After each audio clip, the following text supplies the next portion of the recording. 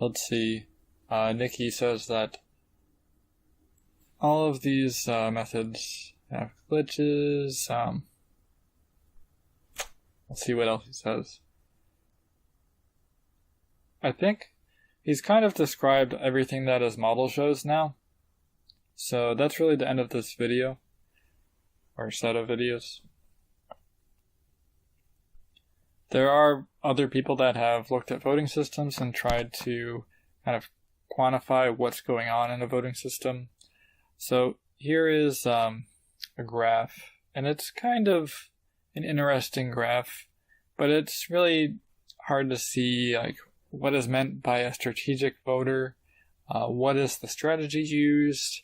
I would argue that Condorcet methods don't have really a very good strategy, and many people would not vote strategically in a Condorcet method because they would end up risking a lot. On the other hand, strategy in score voting, you can vote strategically without causing any kind of problem. It's not really voting strategically like we do now. It's not a very bad strategy. It doesn't involve reversing your opinion on anything like what we do now.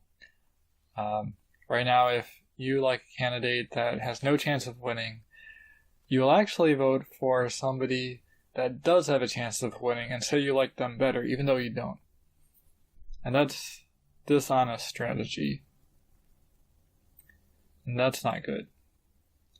But with score voting, the strategy is still honest. It's just making a compromise. And I'll describe that a little bit more in the next video when I show my simulation. Let's see. Yeah, Nicky doesn't like this ugly blue bar graph either. He says that strategic voting makes voters less happy than honest voting. Yeah, overall. Yeah, he mentions that. Score voting is the best for honest voters, he says. Yeah, that's probably true. Everybody votes without like maximizing their vote, then sure, that's probably the best way.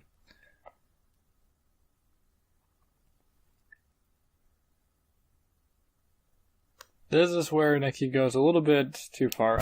So Nicky is talking about the last election, and you can't really say much about the last election because it was run under first past the post, and when you change an election method, you're going to change how people act under the election method.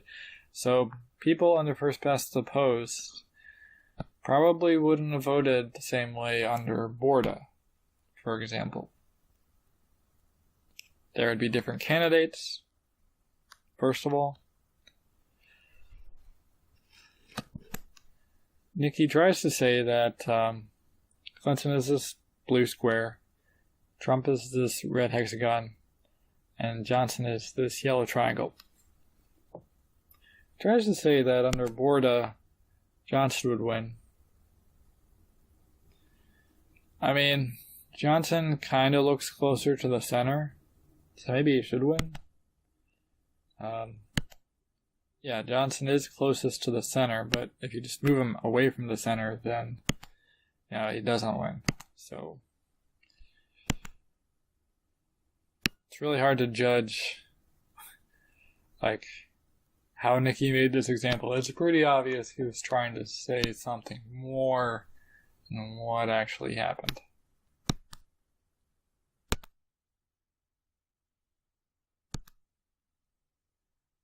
Johnson, I don't know if he got 6% of the votes.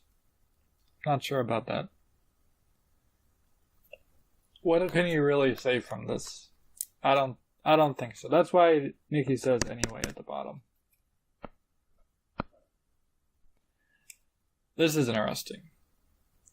Kenneth Arrow, the guy that stated his impossibility theorem saying there are no perfect voting systems, says that, and he got a Nobel Prize as well. He says that he likes score methods, like approval and score voting. Now, if Kenneth Arrow says he likes it, probably the best. It probably is. I like Condorcet methods, but I also really like score methods. And so we don't mention here instant runoff voting or ranked choice voting. Instant runoff voting does solve problems. It solves the spoiler effect. It doesn't solve vote splitting, but it does solve the spoiler effect. So it's definitely an improvement over our past first past the post method. And this is where Nicky gets into his kind of letter to Justin Trudeau, and Trudeau did not follow through with his promise to have kind of a decision on instant runoff voting for Canada. He mentioned that he liked it during his campaign, and then when he was elected, he didn't follow through with it. So that might have been because Canadians wanted something more. They decided that they wouldn't just stop at instant runoff voting. They would go all the way to proportional representation. I think that's a great idea.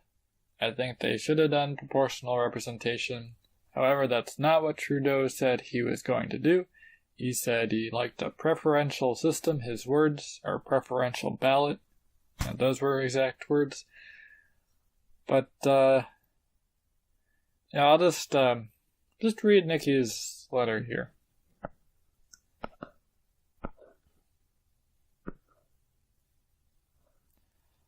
So, we've reached the end of Nicky's website